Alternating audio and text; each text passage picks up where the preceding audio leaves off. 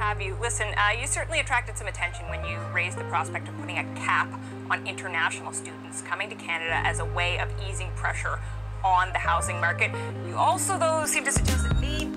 Yan guys. So, yun yung hot news ngayon na may bali-balita na bibigyan na ng cap ang mga international students or bibigyan ng limit yung mga papasok as international student dito sa Canada bilang tugon nila sa housing crisis dito sa Canada right now. Kasi hindi nalingid sa inyong kaalaman guys na meron talagang housing crisis dito sa Canada right now kasi yung rents nag-shoot up, yung price ng bahay nag-shoot up, samahan pa yan ng napakataas na interest rate ngayon for the mortgage. Ngayon yung clip na pinakita ko sa inyo guys is a conversation ng isang newscaster dito sa Canada at saka ni Sean Fraser. Sa mga hindi nakakakilala kay Sean Fraser, siya po yung dating immigration minister dito sa Canada. And lately lang na-reshuffle sila and napunta siya doon sa housing and infrastructure. So ano naman ang importance ng information na yon? Ang ibig sabihin lang yan guys, si Sean Fraser po alam na alam niya kung anong nangyayari sa mga international student. Kasi siya sa mga naging tulay kung bakit naging successful ang international student pathway dito sa Canada. In this video guys, pag-uusapan natin yung mga possibilities kung anong pwedeng mangyari, bakit ba kino-consider nila labigyan ng cap ang mga international student, and kung anong magiging effect nito sa mga aspiring international students. To give you a brief context guys, isa na ang Canada sa pinakamadaming international students sa buong mundo. Actually, pang third na siya ngayon after siya ng UK tsaka ng US. And right now, ayon sa Statistics Canada,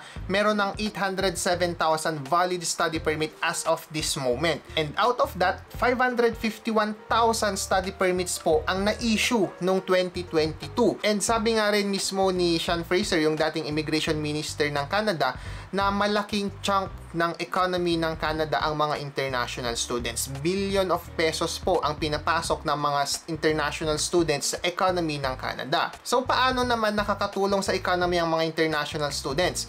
Number one po, international students are paying on average 3 times to 4 times or even 5 times ng mga binabayaran ng mga residents dito sa Canada. For example po, ang domestic rate or yung tuition fee ng mga PR and citizens dito sa Canada is nagre-range yun ng 3,000 to 5,000 or even 6,000 per year or per semester. Pero sa mga international student guys, 10,000 per sem, 12,000 per sem or 22,000 per year ang binabayaran natin. Second, nakakatulong din ang mga international students sa shortage or labor shortage dito sa Canada. Kasi hindi nalingid sa inyong kaalaman guys, madami talagang job vacancies dito sa Canada and most of them nafi-fill up po ng mga international students. And hindi lang yan, syempre, karamihan din kasi ng mga international students is meron silang OWP or Open Work Permit. Ito yung may mga asawa or spouse or partners na pumunta dito sa Canada. And mostly, ang mga partner po ng mga international students, yun yung nag-o-occupy guys or yun yung lalapat doon sa labor shortage dito sa Canada right now. Pangatlo na benefit ng Canada sa mga international student is taxes. Of course, international students kasi dito pwedeng magtrabaho. That means pag nagtatrabaho ka, magbabayad ka rin ng taxes mo and everything like that. Kaya ako na-share sa inyo itong information na to kasi napaka-importante na malaman natin na isa sa mga backbone ng Canadian economy ang mga international students. Kaya naman kapag pinag-iisipan nilang bawasan yung pagpasok ng international student guys, it really means something. Kasi hindi naman nila babaliwalain guys yung mga international student kasi alam nila kung ano yung impact nyon sa economy ng Canada. So before we proceed guys, gusto ko lang ipaalam sa inyo na ang DCP or Drace Canada Portal Corporation ay nag-o-offer ng free webinars every other week. So if you want to learn more about the student pathway, mag-register lang po kayo dun sa link na ilalagay ko sa ibaba. Now let's get back to the video. Ngayon pag-usapan naman na natin kung ano yung very reason nila kung bakit gusto nilang lagyan ng cap or bakit kino-consider nila lagyan ng cap or limit ang pagpasok ng international student. Ang justification nila is para daw maibsan yung housing crisis na nangyayari dito sa Canada. Para magkaroon tayo ng idea kung ano ba itong tinatawag nilang housing crisis. Kasi guys, ganito yan. Ang housing market kasi is more on supply and demand.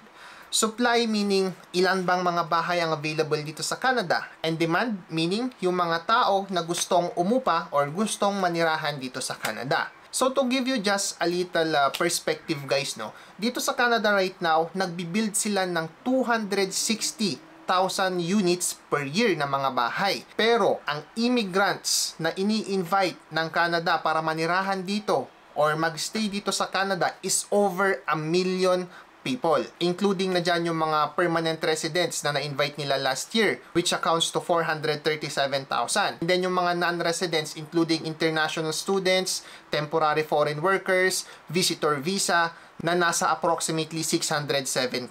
So, i-review lang natin ng konti yung law of supply and demand. Ang law of supply and demand kasi guys is yung nagde-determine ng price ng isang commodity or ng isang item.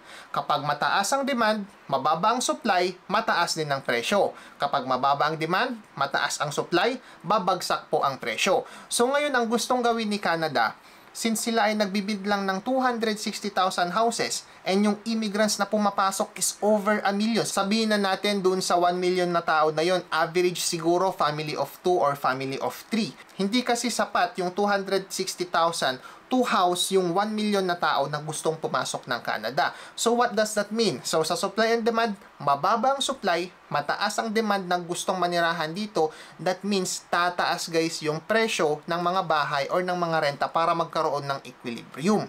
Ngayon may mga nagsasabi na bakit international student daw ang pinupuntirya. Hindi lang naman daw international student ang sanhi ng housing crisis dito sa Canada. Kasi nga ang mga international students more on magrerenta naman yan kasi madalang na siguro guys yung international student na pupunta sa Canada then bibili ng bahay, di ba? So alam naman na natin yun kasi sobrang mahal din ng bahay dito. So madalang nga yun. Pero guys, kailangan nating i-take into account yung mga naging international students for the past 2 years, for the past 3 years, for the past 4 years. Ano nang status nila ngayon dito sa Canada? Malamang sa malamang sila ay open work permit na or mga PRs na. So anong nangyari dun sa mga previously na international students na ngayon is permanent resident na or temporary foreign workers na sila or PGWP holder nila? Ang tendency guys, bibili na sila ng bahay. So doon pumapasok yung effect ng international students dun sa housing crisis or dun sa housing market dito sa Canada.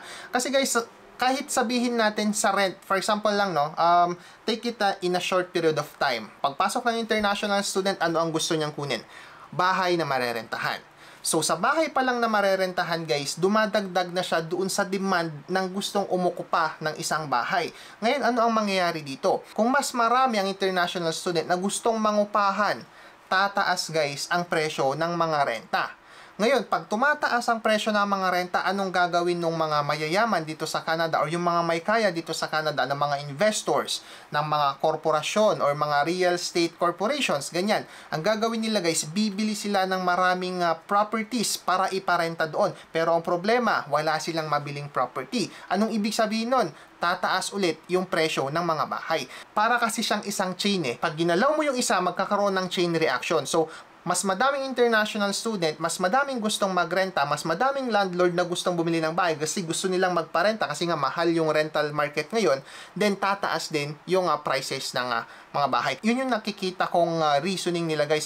Hindi ako IRCC or hindi ako yung magde-decide nun, pero based lang doon sa macroeconomics, yun yung parang feeling ko na nagiging reason nila kung bakit gusto nilang lagyan ng cap. Kasi feeling ko lang ang gusto nilang mangyari, bigyan nila ng cap ngayong siguro 2 years or 3 years or whatever, para in the long run guys, maka-cope up sila doon sa housing market. For example, sabihin na natin na 50% lang nung last year ang bibigyan nila ng study permit ngayon. That will drastically decrease the demand of rental units and in the long run, decrease in demand of housing units. Kasi pag na-PR na tong mga international students na papasok within 2 years or 3 years, possibility yan, pwede rin silang bumili ng bahay. So, pag nilimit mo sila ngayon, malilimit mo na rin yung demand in the future. So, yun yung nakikita kong gusto nilang gawin, no? Pero, ayun nga, hindi tayo sigurado kung gagawin nga ba nila yon. Depende, siguro pag-uusapan pa nila yon sa different agencies and different communities din and different stakeholders kasi napakadaming maaapektuhan ng decision nila na yan. Number 1 na maapektuhan guys is yung mga academic institutions. Ito yung mga universities, yung mga DLIs dito sa Canada. Kasi right now, karamihan ng mga DLIs dito sa Canada umaasa sa mga international students para makapag-operate. Ngayon ang mangyayari kapag babawasan mo yung supply ng international student na pwedeng mag-aral dito sa Canada, mas maliit yung tuition fee na makukuha ng mga DLIs na yan. So, anong effect naman nun sa local market?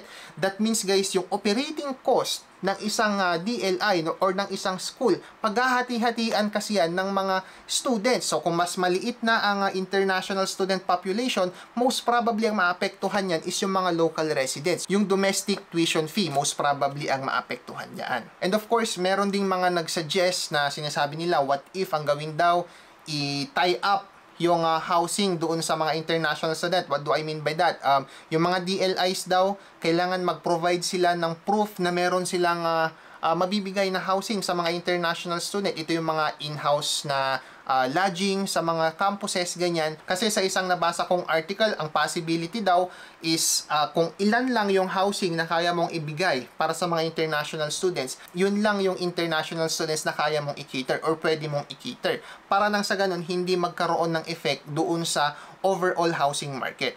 Kumbaga, ini-encourage nila yung mga DLIs or yung mga institutions na magpatayo ng in-house facilities nila. Nakikita ko namang problema nun guys, no? Although meron namang mga ganon, meron ng mga housing talaga, may mga in-house na lodging na ang mga schools, pero mostly medyo mahal din as compared sa mga room for rent doon sa labas. Kaya ewan ko kung anong mangyayari later on. So disclaimer lang guys, no, I am not an immigration consultant and lahat ng sinishare ko sa inyo dito is based lamang sa personal experience and sa personal research ko. So anong magiging epekto kapag pinatupad ito para sa inyo? Kasi guys, kung titignan naman natin yung article, hindi naman niya sinasabi na babawalan ng international students. Ang sinasabi lang naman niya, bibigyan niya ng cap ang mga international students or bibigyan ng limit lang yung papasok as international students. Parang yung sa express entry, there's only a limited number of invitations na pwede nilang ibigay sa isang taon. So most probably baka ganun yung gawin nila, or pwedeng gawin nila is yung mga targeted, hindi necessarily na ikakap nila overall yung mga international students, or baka mas i-promote nila yung mga nasa far-flung area or mga nasa sulok-sulok din ng Canada. Kasi right now guys, nakakonsentrate ang mga international students sa top 3 na provinces dito sa Canada. Yun yung Alberta, British Columbia, and Ontario. So possible na gawin ng immigration or ng IRCC or ng Housing Ministry or kung sino man ang magpapatupad niyan, possible pwedeng bigyan niya ng cap yung mga nasa main cities and then i-open nila yung mga nasa rural areas. Ang effect naman nito sa mga aspiring international students, syempre expect na medyo baka medyo mas mahigpit na sila sa mga requirements nila. Maybe baka itataas na rin nila yung proof of fund. Kasi napapansin na rin siguro ng IRCC ngayon na napakadaming international student dito sa Canada ang financially distressed or may nakakaproblema sila sa finances. So possible na mas maghigpit sila sa mga proof of fund. So possible din guys na pahirapan na ang pagkuha ng slot sa mga DLIs kasi nga baka nga bigyan ng cap. Kasi pag binigyan ng cap niyan, possible ang bigyan nila ng restriction is yung mga DLI. Kung ilang LOA ang pwedeng i-issue ng isang DLI. So possible yun yung gawin nila. So possible magkaroon ng ubusan ng slot. So the earlier niyan, the better. And sabi nga ng isang immigration consultant na nakausap ko dati, ang sabi niya sa akin, as soon as mag-qualify ka sa isang program ng IRCC, please make sure daw na mag-apply ka agad. Huwag mo nang antayin yung mga susunod or huwag mo nang antayin na may lumabas pang bago.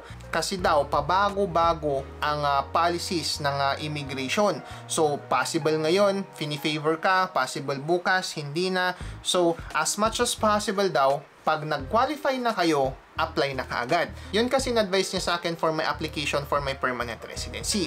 Pero ano namang effect nito sa inyo as international students or aspiring international students? The moment guys na nasigurado na ninyo na gusto nyo talagang mag-international student sa Canada, wag na kayo magpatumpik-tumpik pa and mag-apply na kayo agad. Kasi hindi natin alam kung kailan, paano o up to what extent yung magiging effect ng policy na to if ever na ma-approve nila. So kung gusto niyo mag-international student guys, just let me know. We are offering free program advising, free letter of acceptance processing. Ito yung tutulungan namin kayo mag-apply sa mga schools. And kung kailangan nyo naman ng immigration consultant na mapagkakatiwalaan ninyo, nakapartner po tayo sa isang licensed immigration consultant na nakabase sa Edmonton. So just hit me up guys if you need any help. So I hope makatulong itong video na to para maliwanagan kayo kung anong nangyayari ngayon dito sa Canada, and hopefully maging okay na rin lahat, lalong-lalo na yung sa housing market ngayon dito sa Canada. So if nagustuhan nyo itong video guys, don't forget to like and subscribe sa ating channel, and thank you so much for watching. This is Edwin from the Race Canada Vlog. Always remember to stay humble and always stay focused on yung mga goals, and as always guys, I'll see you sa next vlog. Bye bye!